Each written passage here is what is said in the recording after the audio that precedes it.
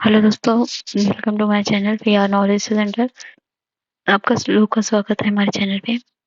तो ये है उत्तर प्रदेश सामान्य ज्ञान वस्तुनिष्ठ प्रश्न जो चौथा है। इसमें पूरा यूपी कवर हो चुका है। ये लास्ट वीडियो है जिसमें महत्वपूर्ण योजनाएं, जनगणना और उत्तर प्रदेश के बजट पे पूरा क्वेश्चन है और फैक्चुअल नोट्स है। तो इसको आप रिविजन करिए। आप यूपीपीसी आरओ यूपी पुलिस या यूपी कांस्टेबल या एसएससी किसी भी प्रिपरेशन कर रहे हैं तो ये बहुत इंपॉर्टेंट होने वाला है। तो 4 वीडियो हैं तो इसको देखिए, रिवाइज करिए और अपनी तैयारी को मजबूत करिए। तो चलिए स्टार्ट करते हैं। तो यूपी जीके हम कर रहे थे, तो यूपी जीके का आगे का क्वेश्चन करना है महत्वपूर्ण योजनाएं। तो गोकुल ग्राम योजना का संबंध किससे है? तो यह उत्तर प्रदेश से। तो गोकुल ग्राम योजना उत्तर प्रदेश से संबंध योजना है। इसके तहत गांव-गांव जाकर गोवंश का निःशुल्क कृत्रिम गर्भाधान किया जाता है ताकि अच्छे नस्ल के गोवंश को बढ़ावा मिले। दूसरा है उत्तर प्रदेश सरकार द्वारा प्रारंभ की गई कन्या विद्या धन योजना उन लड़कियों के लिए जिन्हें उत्तीर्ण की है, क्या उन्होंने 7वीं उत्तीर्ण की है। उत्तर प्रदेश सरकार द्वारा प्रारंभ की गई कन्या विद्याधन योजना उन लड़कियों के लिए जिन्होंने कक्षा 12 है, मैंने साल बोल दिया, 12 उत्तीर्ण की है और 2012 में शुरू किए गए इस योजना के माध्यम से 30,000 रुपये की आर्थिक मदद प्रदान की जाती है। उत्तर प्रदेश में उत्तर प्रदेश कृषि विविधीकरण परियोजना यूपी डाप्स पर प्रायोजित की गई है। ये की गई है कहाँ? केंद्र सरकार द्वारा और विश्व बैंक द्वारा। ये यूपीपीसी आरओ या में पूछा गया है। विविध कृषि सहायता परियोजना का प्रथम चरण 1998 में विश्व बैंक की सहायता से प्रारंभ किया गया था और 2004 तक चला था। फिर डास्प का द्वितीय चरण 2007 में राज्य सरकार द्वारा प्रारंभ किया था, जिसे RKVI भारत सरकार द्वारा प्रायोजित किया गया। चूंकि इस प्रश्न में चरण का उल्लेख नहीं है किया गया, इसलिए BC दोनों सही होंगे।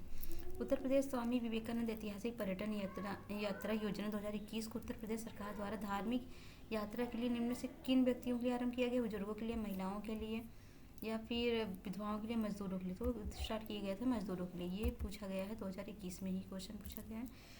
उत्तर प्रदेश सरकार ने मजदूरों के लिए उत्तर प्रदेश स्वामी विवेकानंद ऐतिहासिक पर्यटन यात्रा आरंभ की थी।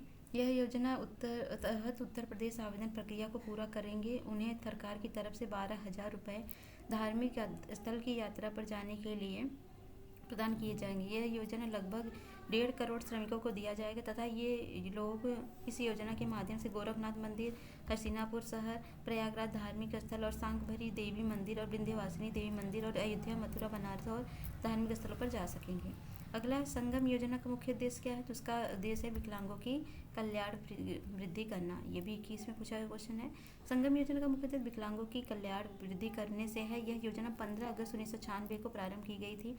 इसके तहत ग्रामीण क्षेत्रों में रहने वाले विकलांग व्यक्तियों को समूहों में संगठित करके आर्थिक गतिविधियों को संपन्न करने हेतु 15,000 रुपये तक का सहायता प्रदान किया जाएगा। वुमेन पावर लाइन 1090 योजना प्रारंभ हुई थी, तो ये आरंभ हुई थी 15/1/11/2012 को। वुमेन पावर लाइन 1090 योजना का प्रारंभ 15 नवंबर 2012 को प्रारंभ हुआ था। प्रदेश में महिला उत्पीड़न की घटनाओं को सख्ती से रोकने के लिए आरंभ किया गया था। अगला उत्तर प्रदेश में राज्य पोषण मिशन संबंधित है, तो ये संबंधित है कुपोषण से। तो कुपोषित और अति कुपोषित बच्चों को कुपोषण निजात दिलाने के लिए उत्तर प्रदेश सरकार ने राज्य पोषण मिशन आरंभ किया था। गोमती कार्य योजना के अंतर्गत निम्नलिखित में से किस जनपद में प्रदूषण न्यूनीकरण कार्यों पर समुचित बल नहीं दिया जाता? तो है सीतापुर में। तो प्रश्नकाल में गोमती नदी की घरेलू सीवेज से मुक्त करने हेतु गोमती कार्य योजना का प्रारंभ भारत सरकार के पर्यावरण वन मंत्रालय के सहयोग से वर्ष 1993 में प्रारंभ किया गया। प्रयुक्त विकल्पों में सीतापुर में प्रदूषण न्यूनीकरण कार्यों का समुचित बल नहीं दिया गया था। आत्मनिर्भर यूपी रोजगार अभियान कब प्रारंभ किया गया? तो यह आरंभ किया गया था 26 जून 2020 को। आत्मनिर्भर यूपी रोजगार अभियान 26 जून 2020 को आरंभ किया गया था। इसे कोविड-19 महामारी के बाद रोजगार सृजन के उद्देश्य से प्रारंभ किया गया था। उत्तर प्रदेश के 31 जिलों में चिन्हित किया गया था। ये शारदा सहायक समादेश विकास परियोजना के मुख्य लक्ष्य निम्नलिखित में से क्या है? तो नीचे दिए पूर्ति सही उत्तर का चुनाव करेंगे। तो वह है कृषि उत्पादन बढ़ाना, बहुफसली खेती द्वारा भूमि उपयोग के प्रारूप बदलना, भू प्रबंधन का सुधार करना। सभी के सभी ऑप्शन सही हैं। तो 9वां क्वेश्चन है, आत्मनिर्भर यूपी रोजगार अभियान कब प्रारंभ किया गया? तो यह हुआ 26 जून 2020 को। आत्मनिर्भर यूपी रोजगार अभियान 26 जून 2020 को प्रारंभ किया गया। इसे कोविड-19 की महामारी के बाद रोजगार सृजन उद्देश्य से प्रारंभ किया गया था, जिसमें उत्तर प्रदेश के 31 जिलों को चिन्हित किया गया था। शारदा सहायक समादेश विकास परियोजना के मुख्य लक्ष्य निम्नलिखित में से क्या है? नीचे दिए गुट से सही उत्तर का चुनाव कीजिए। कृषि उत्पादन बढ़ाना, बहुफसली खेती द्वारा भूमि उपयोग के प्रारूप को बदलना, भू प्रबंधन का सुधार करना। तो कौन सा है? तो सभी के सभी सही हैं। अगला है, उत्तर प्रदेश सरकार द्वारा फरवरी 2013 में अधिसूचित पीड़ित मुआवजा योजना के अंतर्गत निम्नलिखित में से कौन सा आच्छादित है? हत्या पीड़ित, यौन दुष्कर्म और युद्ध पीड़ित, तेजाब के हमले पीड़ित। तो ये जो है पहला दूसरा, ये युद्ध पीड़ित नहीं है, बाकी सब है। ऑप्शन हो गया सी। निम्नलिखित कथनों में से विचार कीजिए तथा नीचे दिए कोट से सही उत्तर का चुनाव कीजिए। उत्तर प्रदेश में शिक्षा मित्र योजना ग्रामीण युवा शक्ति को अपने ही ग्राम की शिक्षा द्वारा सेवा करने का अवसर उपलब्ध कराती है। कारण है मन का अनुसार अध्यापक छात्र अनुपात को बनाए रखना उसका उद्देश्य है। तो दोनों के दोनों सही है। कारण कथन की व्याख्या भी कर रहा है। उत्तर प्रदेश में किसान बही योजना लागू की गई थी कब? 1992 में। उत्तर प्रदेश में किसान बही योजना 1992 में आरंभ किया गया था। इसमें 2.5 करोड़ जोतक धारकों की उनकी जोतों की जानकारी कराने के उद्देश्य से पूर्व प्रचलित जोत पासबुक के स्वरूप में परिवर्तन कर 1992 में किसान बही योजना शुरू की गई। 14वां विश्व बैंक द्वारा वित्त पोषित sodic land reclamation project second हेतु उस जनपद को चिन्हित कीजिए जो परियोजना के लिए चिन्हित नहीं है। तो यह सीतापुर। विश्व बैंक द्वारा वित्त पोषित 7 जून 2009 को Uttar Pradesh sodic land reclamation परियोजना द्वारा प्रदेश में 24 जिलों में ऊसर एवं बीहड़ भूमि सुधार संबंधी 6 वर्षीय परियोजनाओं का आरंभ किया गया। उत्तर प्रदेश उद्योग बंधु योजना का उद्देश्य क्या है? तो उसका उद्देश्य है औद्योगिक इकाइयों की समयबद्ध स्थापना सुनिश्चित करना। अगला, उत्तर प्रदेश में किसान मित्र योजना का आरंभ कब हुआ था? तो यह हुआ था 18 जून 2001 को। लखनऊ योजना संबंधित है किसके विकास से? तो यह संबंधित है सड़कों के विकास से। भारत सड़क कांग्रेस द्वारा 1981 में एक महत्वाकांक्षी योजना के रूप में लखनऊ योजना प्रारंभ की गई थी। यह सड़क निर्माण व मरम्मत से संबंधित थी। रिलायंस निम्नलिखित राज्यों में से किस एक से गैस आधारित उत्पादन परियोजना लगाने जा रही है? तो है उत्तर प्रदेश में। ज्ञान दीप शिक्षा योजना उत्तर प्रदेश में प्रारंभ की गई थी। ये सितंबर 2002 में। कल्प योजना संबंधित है प्राथमिक शिक्षा से। Uttar Pradesh mid day meal कार्यक्रम कब प्रारंभ हुआ था? तो यह हुआ था 1995 में। और है, उत्तर प्रदेश की प्रारंभिक शिक्षा के लिए स्कूल चलो अभियान कब शुरू हुआ था? तो यह हुआ था 2000 में। और उत्तर प्रदेश में विकास केंद्र परियोजना का शुभारंभ किया गया था अक्टूबर 2001 में। अगला है, द ऑपरेशन ग्रीन परियोजना का उत्तर प्रदेश में शुभारंभ हुआ था। तो यह हुआ था 2001 में। नेक्स्ट है, उत्तर प्रदेश में क्रियान्वित की जा रही निम्नलिखित योजनाओं में से कौन एक केंद्रीय सरकार की योजना नहीं है? तो वह है गंगा एक्सप्रेसवे।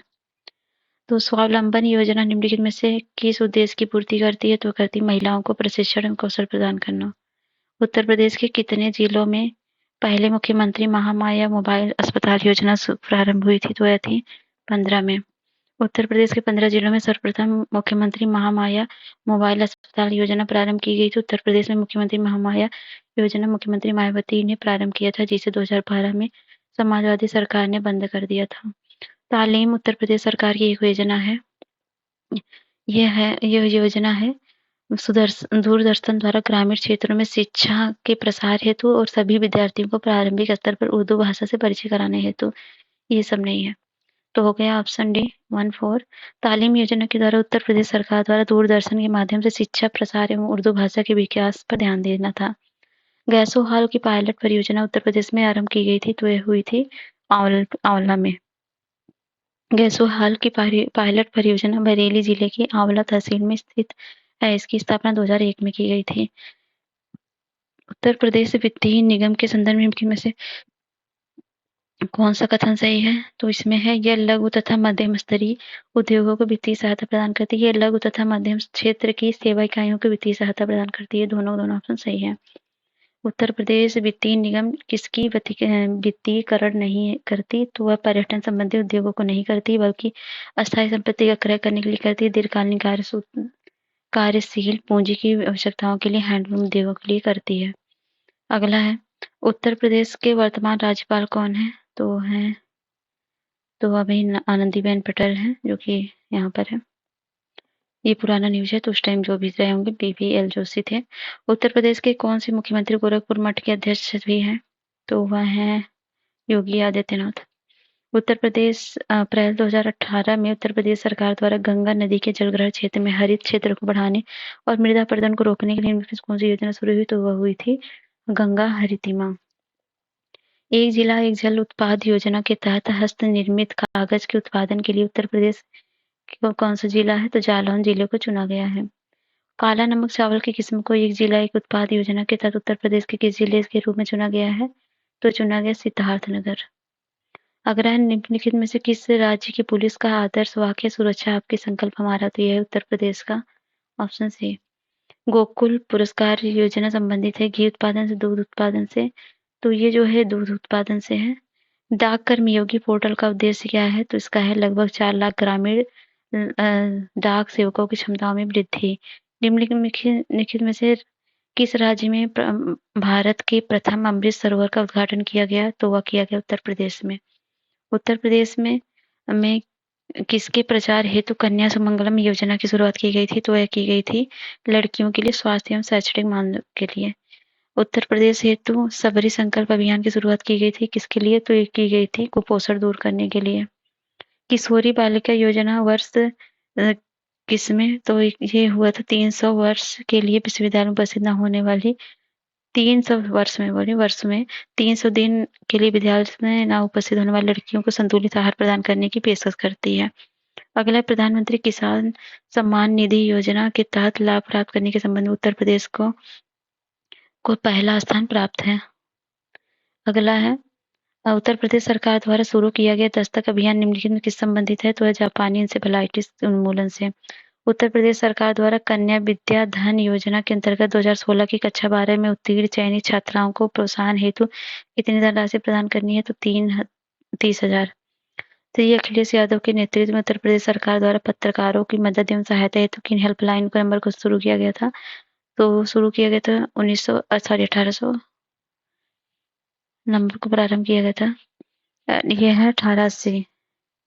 अगला है कन्या विद्याधन योजना के अंतर्गत उत्तर प्रदेश सरकार द्वारा किस कक्षा में उत्तीर्ण होने वाले प्रोत्साहन हेतु धनराशि दी जाती है? तो वह है 12वीं कक्षा में। अगला है हाल ही में समाजवादी सरकार द्वारा उत्तर प्रदेश राज्य में वृद्धा पेंशन, ये उस टाइम का न्यूज है, तो उस टाइम क्या था 300 से 400। अगला है उत्तर प्रदेश सरकार द्वारा समाजवादी पेंशन योजना कब प्रारंभ की गई थी? तो वो की गई थी जनवरी 2014 में। ठीक है, नेक्स्ट है प्रधानमंत्री नरेंद्र मोदी ने स्टैंड अप इंडिया स्कीम का प्रारंभ किस शहर से किया था? तो किया था नोएडा से। अगला है उत्तर प्रदेश सरकार की एक जिला एक प्रोडक्ट योजना का लक्ष्य उत्तर प्रदेश को क्या करना है? तो इसको स्वदेशी और विशेष उत्पाद प्रोत्साहित करना है, इसलिए अब करेंगे हम जनगणना, वेरी इंपॉर्टेंट। ठीक है, तो उत्तर प्रदेश के निम्नलिखित नगरों पर विचार कीजिए तथा जनसंख्या के आधार पर उन्हें अवरोही क्रम में व्यवस्थित कीजिए। तो सबसे ज्यादा जनसंख्या अवरोही क्रम में लिखना है, तो कानपुर हो गया 29,20,67। फिर कानपुर लखनऊ, फिर ये हो जाएगा आपका ऑप्शन सी। तो यहाँ पर ये यूपीपीसी 2022 पूछा गया क्वेश्चन है। कानपुर में 29 लाख सबसे ज्यादा, कानपुर लखनऊ गाजियाबाद आगरा। ठीक है, कानपुर लखनऊ गाजियाबाद आगरा। 2011 की जनगणना के अनुसार निम्नलिखित में से उत्तर प्रदेश के किस जिले की जनसंख्या सबसे अधिक थी? तो वह थी प्रयागराज की 59 लाख, और लखनऊ की 45 लाख के नियर अबाउट, और कानपुर की 45,81,268, और फिर गोरखपुर की। जनगणना 2011 के अनुमानों के अनुसार भारत में निम्नलिखित में से कौन सा सर्वाधिक जनसंख्या वाला राज्य है? तो वह है उत्तर प्रदेश। यूपीपीसी प्री में पूछा गया क्वेश्चन है। पहले उत्तर प्रदेश, महाराष्ट्र, बिहार, फिर पश्चिम बंगाल, फिर आंध्र प्रदेश। भारत की जनगणना 2011 के अनुसार उत्तर प्रदेश के निम्नलिखित शहरों में से कौन सा शहर मिलियन शहर नहीं है? आगरा, प्रयागराज, मेरठ, मुरादाबाद। तो वह है मुरादाबाद। तो मुरादाबाद नहीं है। अगला है उत्तर प्रदेश के बारे में नीचे दिए गए कथनों में से कौन सा सत्य नहीं है? तो पिछले कुछ दशक में उत्तर प्रदेश में साक्षरता में पूरे देश की तुलना में कहीं अधिक तेजी वृद्धि हुई, तो गलत है, बाकी सब सही है। और भारत के किस राज्य में अनुसूचित जातियों की जनसंख्या सर्वाधिक है? तो है उत्तर प्रदेश में अनुसूचित जाति की। ठीक है, पिछले 2 दशकों में उत्तर प्रदेश की जनसंख्या में वृद्धि का कारण है, तो है स्वास्थ्य सुधार एवं बीमारियों पर नियंत्रण। उत्तर प्रदेश का वह जनपद कौन-सा है जहाँ अल्प समुदाय का सर्वाधिक केंद्रीकरण हुआ है? तो रामपुर है। उत्तर प्रदेश के संबंध में निम्नलिखित कथन पर विचार कीजिए। तो ये है उत्तर प्रदेश भौगोलिक क्षेत्रफल का 2,41,40,000 वर्ग किलोमीटर और ये है उत्तर प्रदेश में 17 राजस्व मंडल हैं, तो ऑप्शन हो जाएगा बी। अगला है निम्नलिखित में से उत्तर प्रदेश के बारे में विचार कीजिए, नीचे दिए कोड का सही उत्तर चुनाव करिए। पहला है ए है उत्तर प्रदेश के चारों आर्थिक क्षेत्रों में पश्चिम उत्तर प्रदेश में लिंग अनुपात न्यूनतम है। इसका आर्थिक विकास एवं नगरीकरण उच्च स्तर का है। तो यह वह दोनों सही, लेकिन कारण कथन की व्याख्या नहीं करता। 2011 की जनगणना के अनुसार जनसंख्या के संबंध में उत्तर प्रदेश का कौन सा जिला सबसे बड़ा है? तो जनसंख्या में इलाहाबाद का है। उत्तर प्रदेश निम्नलिखित क्षेत्र जिलों में से 2011 की जनगणना के अनुसार किसमें जनसंख्या सबसे कम है? तो वह है महोबा। उत्तर प्रदेश में सबसे घना बसा जिला कौन सा है? सबसे घना है गाजियाबाद। और जनसंख्या की दृष्टि से उत्तर प्रदेश के प्रथम 5 जिले कौन से हैं? तो 5 जिले कानपुर, लखनऊ, वाराणसी, आगरा, मेरठ। और गत 90 वर्षों में उत्तर प्रदेश में अधिकतम जनसंख्या वृद्धि दर कब रही है? तो वह 81 से 91 के बीच में। 2001 की जनगणना के अनुसार उत्तर प्रदेश के किस जनपद में जनसंख्या घनत्व सर्वाधिक है? तो है वाराणसी में जनसंख्या घनत्व। अगला है वर्ष 2011 की जनगणना के अनुसार उत्तर प्रदेश में महिला साक्षरता दर क्या थी? तो वह थी 57.20%। और है उत्तर प्रदेश में साक्षरता दर में 10 की वृद्धि 2001 से 2011 के बीच कितनी थी? तो वह है उपरोक्त में से कोई नहीं, लगभग इसमें देख सकते हैं साक्षरता दर 32.3%। अगला निम्नलिखित जनपदों में से किसमें साक्षरता दर सबसे कम है? तो श्रावस्ती में। अगला है जनगणना के अनुसार निम्नलिखित जिलों में से उनकी जनसंख्या के अवरोही क्रम में व्यवस्थित कीजिए। तो सबसे ज्यादा जनसंख्या ये इलाहाबाद हो गया आपका, फिर इलाहाबाद के बाद हो जाएगा कानपुर, फिर आगरा, फिर वाराणसी, ऑप्शन ए। अगला है भारत की 2011 की जनगणना के उत्तर प्रदेश में लिंग अनुपात क्या है? तो है 912। जनगणना 2011 के अनुसार सर्वाधिक औसत साक्षरता वाले 4 जिले कौन से हैं अवरोही क्रम में? तो है गौतम बुद्ध नगर, कानपुर, औरैया, इटावा। तो गौतम बुद्ध नगर में 80% है, 79% कानपुर, औरैया में 78%। 2011 की जनगणना के अनुसार उत्तर प्रदेश में पुरुष महिला अनुपात क्या है? तो 912 1000, जिसमें जौनपुर का 1024 है, आजमगढ़ का 1019 है। अगला है निम्नलिखित 4 जनपदों वाले 2001 की जनगणना के अनुसार अनुसूचित जनजाति जनसंख्या के अवरोही क्रम में व्यवस्थित कीजिए। तो 2001 का ये अनुसार पूछा है, तो हम देखेंगे 2011 के अनुसार सोनभद्र, बलिया, देवरिया, कुशीनगर, ललितपुर होगा। ये 2011 जनगणना के अनुसार जनसंख्या 2011 के अनुसार उत्तर प्रदेश का सर्वाधिक साक्षरता वाले 4 जिले कौन से हैं? तो गौतम बुद्ध नगर, कानपुर, औरैया, इटावा, गाजियाबाद, ये सब है। उत्तर प्रदेश में वह जनपद की जिसकी साक्षरता प्रतिशत सर्वाधिक है तो वह है औरैया। और 2011 की जनगणना के अनुसार परसेंटेज उत्तर प्रदेश में वह जनपद जिसकी साक्षरता प्रतिशत सर्वाधिक, तो औरैया की याद कर लीजिए, कई बार पूछा गया है, देख लीजिए यहाँ पे 2 बार पूछा गया है। अगला है 2011 की जनगणना के अनुसार उत्तर प्रदेश का सर्वाधिक साक्षर जिला कौन सा है? तो है गौतम बुद्ध नगर। अगला है उत्तर प्रदेश के निम्नलिखित जिलों में से कौन सा 2011 जनगणना में साक्षरता दर में सर्वाधिक है? तो है गाजियाबाद। अगला उत्तर प्रदेश संबंध में निम्न कथनों पर विचार कीजिए। 2001 के अनुसार साक्षरता दर 56.3% थी, सही है। आबादी 690 किलोमीटर, सर्वाधिक आबादी वाला कानपुर है। तो ये 2006 की मतलब 2001 वाली जनगणना के अनुसार है, तो ऑप्शन सी था। अगला है 1991 के दौरान उत्तर प्रदेश साक्षर व्यक्तियों की प्रतिशत हुई, तो अभी याद करिए 2011 का, तो ये है 11.34%। 2011 की जनगणना से उत्तर प्रदेश साक्षरता में 2001 से 11 में वृद्धि कितनी हुई है? तो है 11.45%। 2011 की जनगणना के अनुसार उत्तर प्रदेश में किस जिले में सबसे कम महिला साक्षरता दर है? तो है रामपुर में। श्रावस्ती में है, फिर बलराम, बहराइच, बदायूं, रामपुर। ठीक है। उत्तर प्रदेश के निम्नलिखित जिलों में से किसमें जनगणना 2011 के अनुसार न्यूनतम साक्षरता अंकित है? तो वह है श्रावस्ती में। 2011 के अनुसार सर्वाधिक लिंग अनुपात वाला जिला है, तो वह है आजमगढ़। आजमगढ़ सबसे ज्यादा है, फिर जौनपुर है। निम्नलिखित कथन में कौन सा उत्तर प्रदेश की सन 2001 की जनगणना के अनुसार सही नहीं है?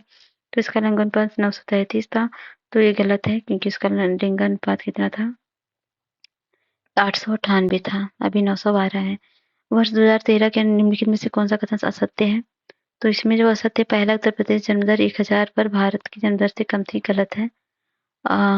तो यहाँ 1000 जनसंख्या पर पैदा होने वाले जीवित बच्चों की संख्या 2011 जनगणना के अनुसार उत्तर प्रदेश में 27 है, जबकि पूरे भारत में 21 है। उत्तर प्रदेश में जनसंख्या का सर्वाधिक सांद्रण पाया जाता है कानपुर जनपद में। और उत्तर प्रदेश लिंग का अनुपात विभेद सर्वाधिक रूप से घटा है किसमें? तो वह है 1961 से 71। उत्तर प्रदेश की दशकीय जनसंख्या वृद्धि उच्चतम थी, यह थी 1991 से 2001 में। और है उत्तर प्रदेश में नगरीय जनसंख्या की वृद्धि दर थी 1991-2001 के दौरान। 2011 की जनगणना के अनुसार उत्तर प्रदेश में महिला आबादी की कुल आबादी का प्रतिशत है 48%। जनसंख्या 2011 के अनुसार उत्तर प्रदेश राज्य की कुल जनसंख्या में ग्राम जनसंख्या के प्रतिशत कितना है? 77.7%। अगला, उत्तर प्रदेश के विभिन्न जिलों, क्षेत्रों, कृषि विकास कार्यक्रमों को प्रारंभ किया गया। सूची 1 को सूची 2 से सम्मिलित कीजिए तथा सूची के नीचे दिए कोर्स से उत्तर का चुनाव करिए। विकास है, जिला है, तो जैविक खेती है, ये हमीरपुर में, और किसान बाजार जो है ये है बहराइच में, और तिल प्रसंस्करण, तो ये तिल प्रसंस्करण जो है ये है बुंदेलखंड में, और ये है आपका बिजनौर में। तो ऑप्शन हो गया डी। ठीक है, तो भूमि सेना योजना बिजनौर में है। ये देखिए, जैविक कृषि विकास हमीरपुर में, किसान बाजार बहराइच में, तेल प्रसंस्करण बुंदेलखंड में, भूमि सेना बिजनौर में। उत्तर प्रदेश की कुल आबादी भारत की आबादी कितना परसेंट है? तो है 16.4%। जनगणना 2011 के अनुसार उत्तर प्रदेश की साक्षरता दर है तो कितनी है? तो वो है 67.68%। जनगणना 2011 के अनुसार राज्य के सर्वाधिक और न्यूनतम जनसंख्या वाले जिले क्रमशः हैं इलाहाबाद और महोबा। 2011 की जनगणना के अनुसार उत्तर प्रदेश का सर्वाधिक साक्षर जनपद वाला कौन सा था? वह था कानपुर नगर। 2011 की जनगणना के अनुसार जनसंख्या के संबंध में उत्तर प्रदेश का कौन सा जिला सबसे बड़ा है? तो इलाहाबाद प्रयागराज का। अगला है, वर्ष 2011 की जनगणना के अनुसार उत्तर प्रदेश की जनसंख्या का वृद्धि प्रतिशत क्या है? तो है 20.23%। जनसंख्या की दृष्टि से उत्तर प्रदेश राज्य का भारत में कौन सा स्थान है? तो वह है प्रथम स्थान।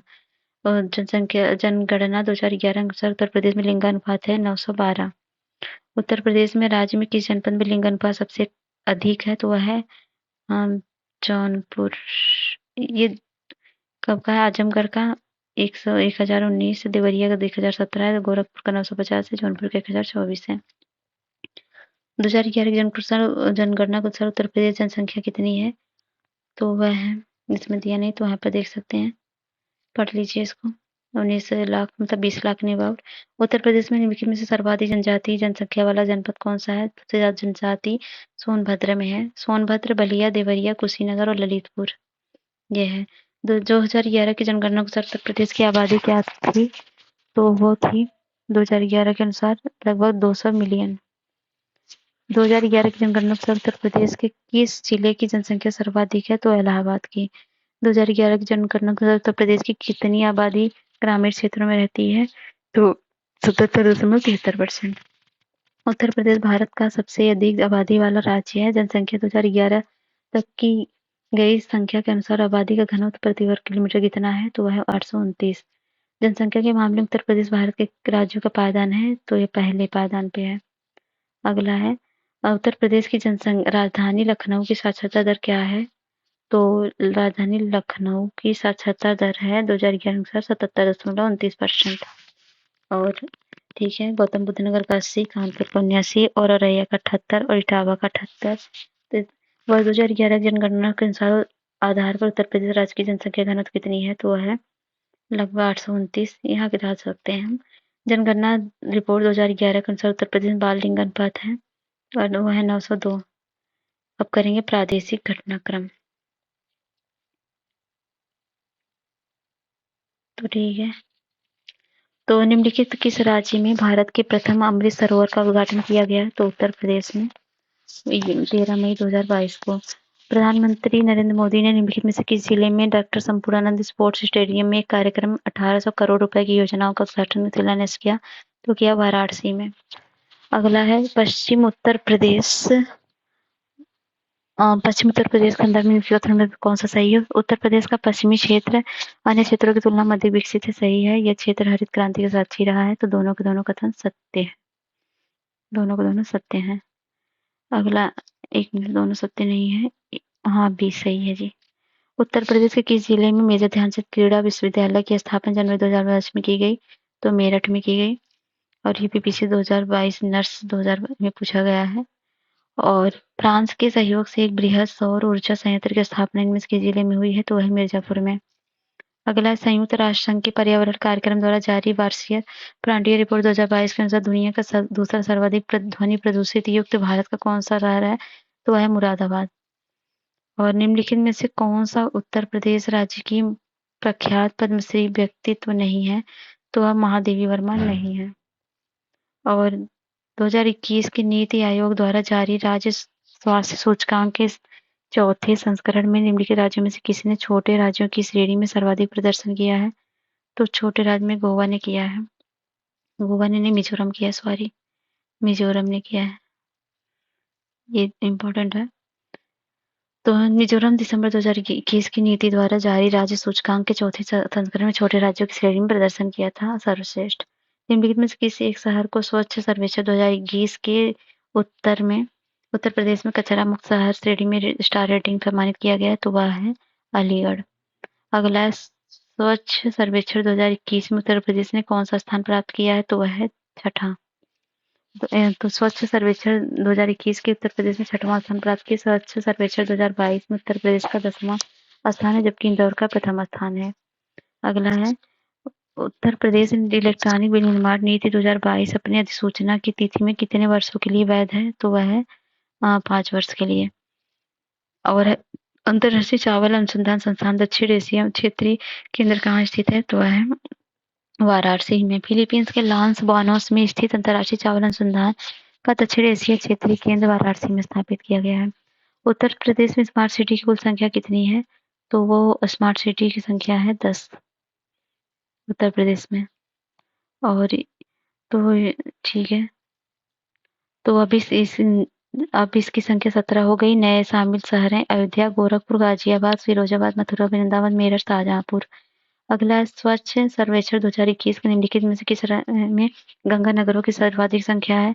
तो है उत्तर प्रदेश में। अगला है डिफेंस एक्सपो 2020 का आयोजन उत्तर प्रदेश के निम्नलिखित में से किस शहर में किया गया था? तो वह किया गया था लखनऊ में। अगला है निम्नलिखित में से कौन सी योजना उत्तर प्रदेश के लिए 2021-22 में शामिल की गई थी? तो वह थी आत्मनिर्भर कृषक समन्वित विकास योजना, मुख्यमंत्री सक्षम सुपोषण योजना, मुख्यमंत्री प्रवासी श्रमिक उद्यमिता योजना, युवा उद्यमिता विकास अभियान। तो चौथा नहीं है, बाकी तीनों है, तो ऑप्शन हो जाएगा ए। अगला है सरस आजीविका मेला 2021 का आयोजन निम्नलिखित में से किस शहर में किया गया था? तो ये किया गया था सरस नोएडा में। निम्नलिखित उत्तर प्रदेश मुख्यमंत्री स्वरोजगार योजना 2021 के लिए पंजीकरण आवेदन पत्र भरने के पूर्व निम्नलिखित में से कौन सा पात्रता मानदंड नहीं है? तो भारत के किसी भी राज्य में नागरिक। उत्तर प्रदेश का कौन सा शहर 2020 को राज्य के जीडीपी और प्रति व्यक्ति आय के मामले में शीर्ष स्थान पर है? तो वह है नोएडा। और है जीडीपी में नोएडा, मेरठ, आगरा, लखनऊ, एटा शीर्ष स्थान पर। निम्न स्थान बलरामपुर, बहराइच, जौनपुर, प्रतापगढ़, बलिया है।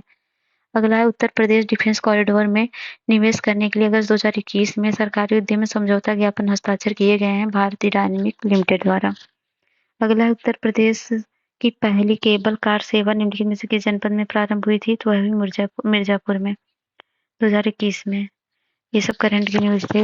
उत्तर प्रदेश सरकार ने फरवरी 2021 में भूमि जोतों की पहचान के लिए यूनिकोड की घोषणा की थी। यूनिकोड में कितने अंक होते हैं? तो होते हैं 16।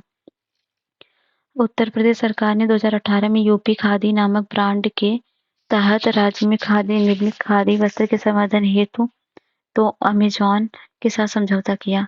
अगला उत्तर प्रदेश के आचार्य हेतु कन्या सुमंगलम योजना की शुरुआत की गई थी लड़कियों के लिए स्वास्थ्य एवं शैक्षणिक मानक के लिए।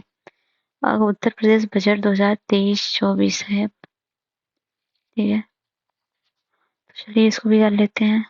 तो फरवरी 2023 को राज्य के वित्त मंत्री सुरेश कुमार खन्ना ने 2023-24 का बजट प्रस्तुत किया। और 1 मिनट इसको मैं देख लेती हूँ। इसको मैं करवाऊंगी अगले वीडियो में, क्योंकि ये जो है बहुत इम्पोर्टेंट पार्ट है। ठीक है, यहाँ पर बहुत सारे फैक्चुअल डेटा हैं। चलो करवा देते हैं, क्या ही छोड़े।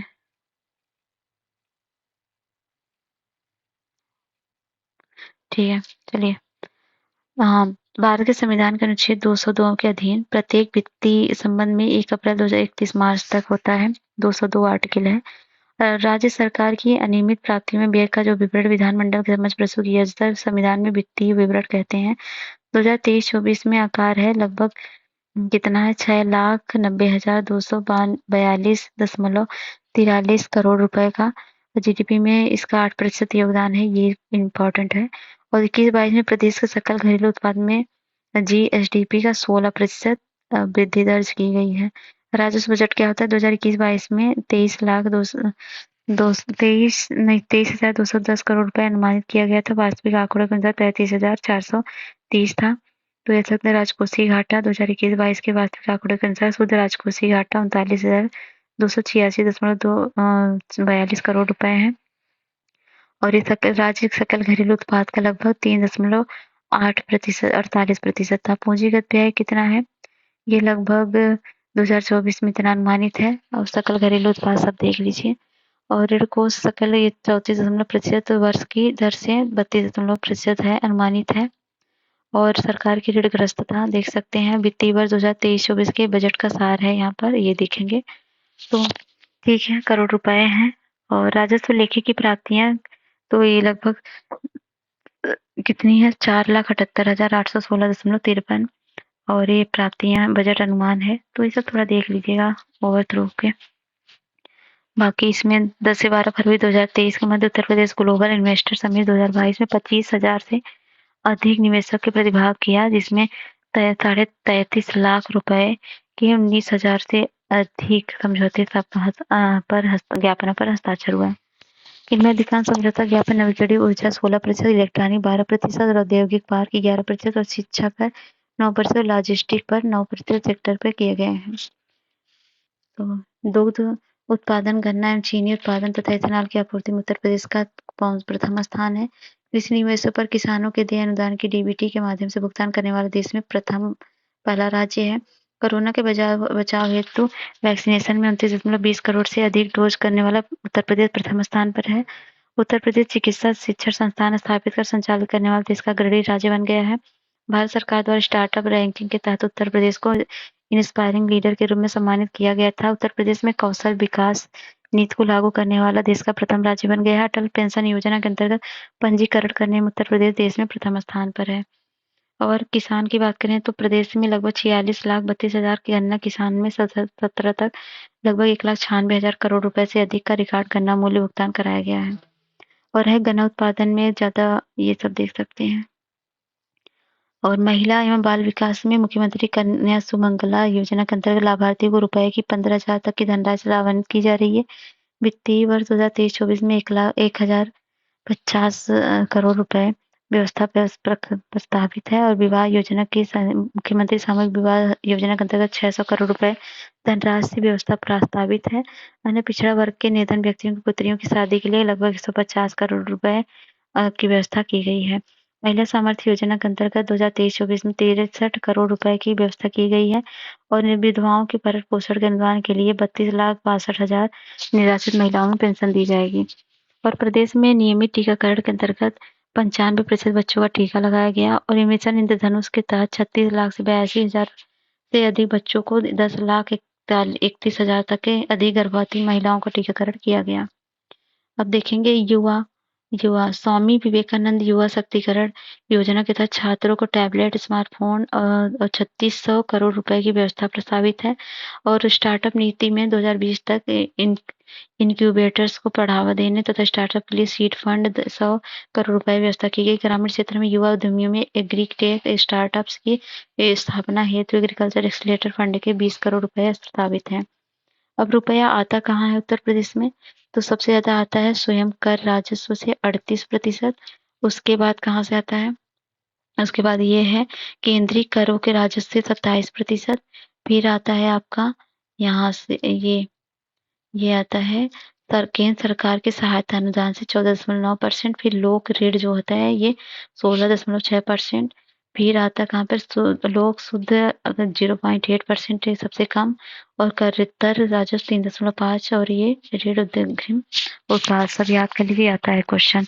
और बजट अनुमान है रुपया जाता कहाँ पे, सबसे ज्यादा जाता है यहाँ पर पूंजीगत परिव्यय में 21%। उसके बाद कहाँ जाता है पैसा? फिर वेतन में जाता है 12.7%। फिर जाता है पेंशन में 12.1%। फिर जाता है ये वेतन सहायता प्राप्त संस्थाओं में 11 इतना परसेंट, और अन्य राजस्व है 13.3%।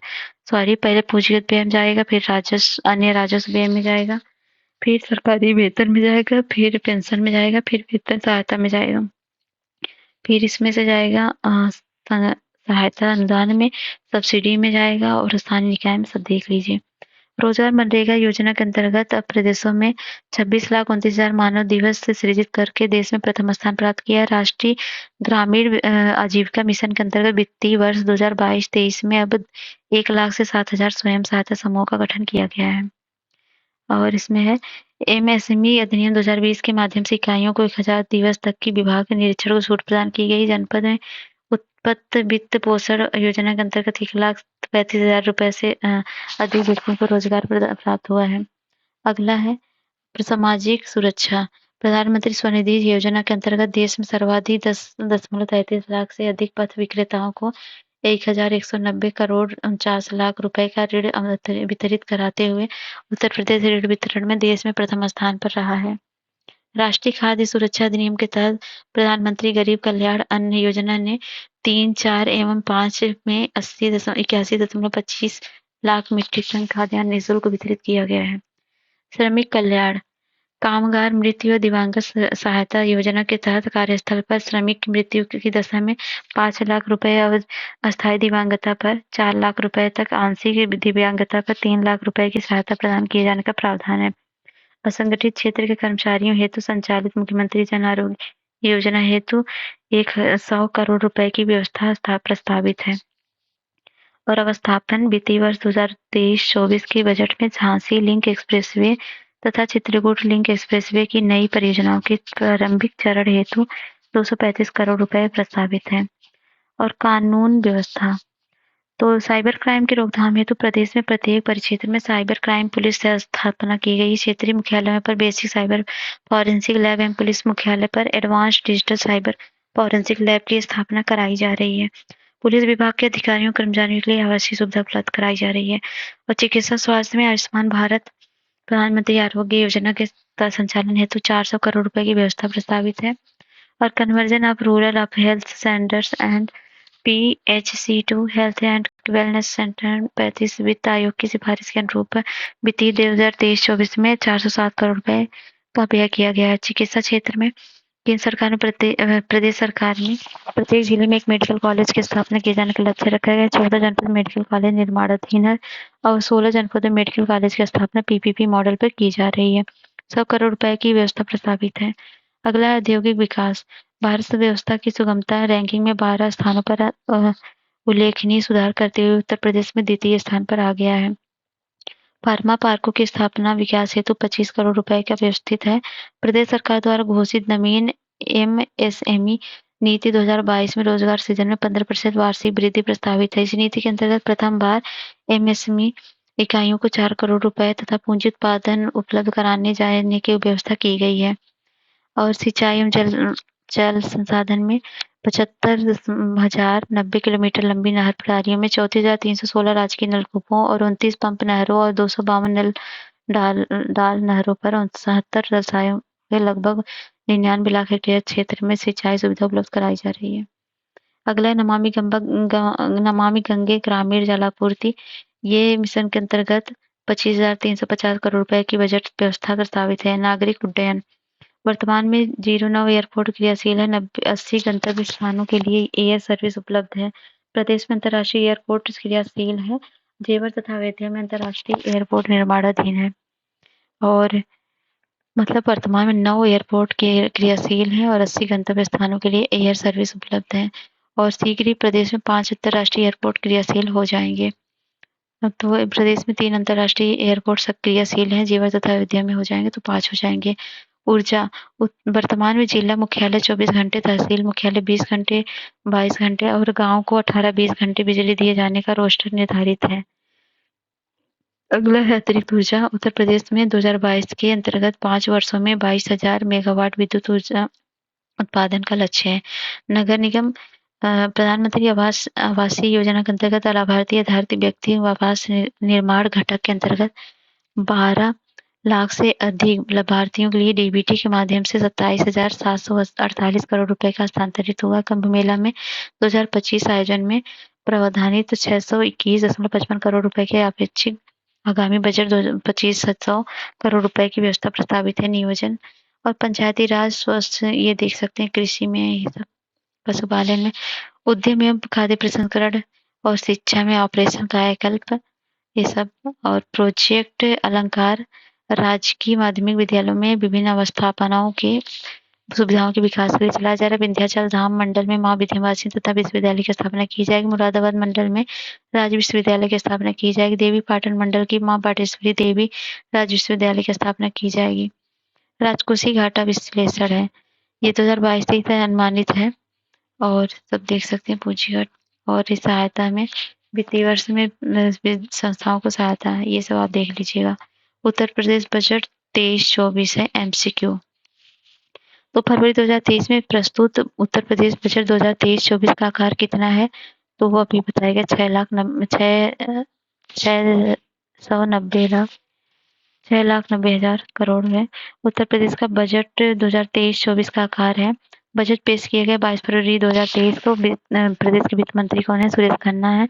और ये है 6,90,242 करोड़ रुपए अब तक का सबसे बड़ा बजट है। 2022 का बजट का आकार 6,15,000 लाख करोड़ था और राजस्व लेखे की प्राप्तियां इतनी हुई थी और पूंजी लेखे की प्राप्तियां 1,12,427 करोड़ हुआ था और कुल प्राप्तियां हुई थी 6,83,000 इतनी। राजस्व लेखे का व्यय पूंजीगत व्यय है, इतना तो कुछ पूछेगा नहीं। देश की जीडीपी में उत्तर प्रदेश का कितना योगदान है, तो वह है 8% से अधिक योगदान है। देश की जीडीपी में 8% से अधिक उत्तर प्रदेश का योगदान है। बजट में योजनाओं पर खर्च जो हुआ है वो 32,721 करोड़ रुपए और सकल घरेलू उत्पाद अनुमानित वृद्धि है 19%। और राज्य वस्तु कर सेवा का मूल्य संवर्धित कर राजस्व है 1,50,000 करोड़। एक जनपद एक मेडिकल कॉलेज किस राज्य सरकार की योजना है, तो यह है उत्तर प्रदेश की। अगला है मुख्यमंत्री कृषक दुर्घटना कल्याण योजना के अंतर्गत दुर्घटनावश मृत्यु दिव्यांगत की दशा में अधिकतम कितनी धनराशि दिए जाने का प्रावधान है, तो है 5 लाख। उत्तर प्रदेश बजट 2023-24। मुख्यमंत्री कृषक दुर्घटना कल्याण योजना के अंतर्गत प्रदत्त अधिकतम धनराशि 5 लाख रुपए दिए जाने का प्रावधान है। मुख्यमंत्री कन्या सुमंगला योजना के तहत धनराशि का प्रावधान 1,50 करोड़ रुपए है।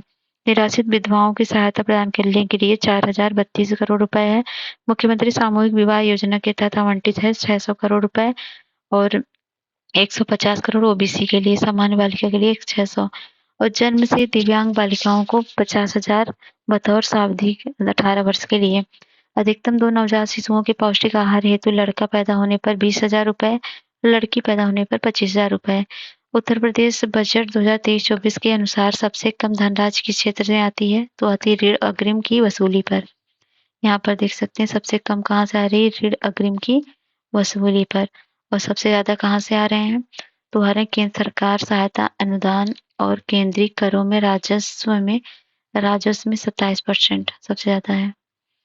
अगला है उत्तर प्रदेश 2023-24 में सर्वाधिक अंश किस क्षेत्र में खर्च होता है, तो वह होता है सबसे ज्यादा पूंजीगत परिव्यय में। यहाँ पर सबसे ज्यादा खर्च किस में होगा, पूंजीगत परिव्यय में 21.7% और सबसे कम कहाँ पर हो रहा है, ये हो रहा है यहाँ पे ऋण एवं अग्रिम में। वर्ष 2022 में उत्तर प्रदेश में बेरोजगारी दर कितने प्रतिशत बढ़ गई, तो बढ़ गई थी 4.2%। उत्तर प्रदेश बजट ही रोजगार की बात करें तो 2022 में बेरोजगारी दर 4.2% बढ़ी। मनरेगा योजना के अंतर्गत उत्तर प्रदेश का स्थान देश में प्रथम है। उत्तर प्रदेश पर्यटन नीति 2022 में रोजगार अगले 5 वर्षों में 20,000 रोजगार सृजन का लक्ष्य है। रबी विपणन 2022-23 में गेहूं का न्यूनतम समर्थन मूल्य प्रति क्विंटल कितना निर्धारित था, तो 2,015 रुपए। तो ये था गेहूं का प्रति क्विंटल न्यूनतम समर्थन मूल्य है 2,015 रुपए और धान का है 2,040 से 2,060 रुपए। और उत्तर प्रदेश में कृषि योग्य भूमि है 188 दशमलव 4 लाख हेक्टेयर और ये है उत्तर प्रदेश में कृषि कार्य में संलग्न भूमि 165.40 लाख हेक्टेयर। और ये है उत्तर प्रदेश में बजट 2023-24 में कामगार की मृत्यु, विकलांगता सहायता एवं अक्षमता पेंशन योजना तथा निर्माण कामगार अंत्येष्टि सहायता योजना को एकीकृत कर कौन सी नई योजना अपनाई गई है? तो है निर्माण कामगार मृत्यु एवं दिव्यांगत सहायक योजना। तो उत्तर प्रदेश में एकीकृत नई योजना है निर्माण कामगार मृत्यु दिव्यांगत योजना। और दुर्घटना में मृत्यु होने पर 5 लाख और मासिक किस्त के रूप में, और सामान्यतः मृत्यु दर 2 लाख और पूर्ण अस्थायी दिव्यांगत है 4 लाख। उत्तर प्रदेश बजट 2023-24 में ग्राम पंचायत एवं वार्ड स्तर पर डिजिटल लाइब्रेरी की स्थापना की नई योजना हेतु कितनी राशि का प्रावधान किया गया? तो किया गया 300 करोड़। उत्तर प्रदेश बजट 2023-24 में शिक्षा का डिजिटल लाइब्रेरी की स्थापना 300 करोड़ रुपए, और संस्कृति विद्यालय की परिसंपत्तियों के सृजन हेतु 100 करोड़ रुपए, समग्र शिक्षा अभियान हेतु 32,255 करोड़, प्रधानमंत्री school for rising India 510 crore. Uttar Pradesh में उच्च शिक्षा हेतु 19 राज्य विद्यालय हैं, 1 मुक्त विश्वविद्यालय है, 1 डीम्ड विश्वविद्यालय है, 30 निजी विश्वविद्यालय हैं, 172 राजकीय विश्वविद्यालय हैं, 300 व्यक्ति सहायता प्राप्त सकते हैं विश्वविद्यालय हैं, 7,372 स्ववित्त पोषित विद्यालय है। तो ठीक है, खत्म हो गया। और ठीक है, मिलते हैं नेक्स्ट वीडियो में, और इसको पूरा रिवीजन करिए, एग्जाम्स पहले 2-3 बार देख डालिए। चलिए मिलते हैं नेक्स्ट वीडियो में, तो तब तक जय हिंद, जय भारत।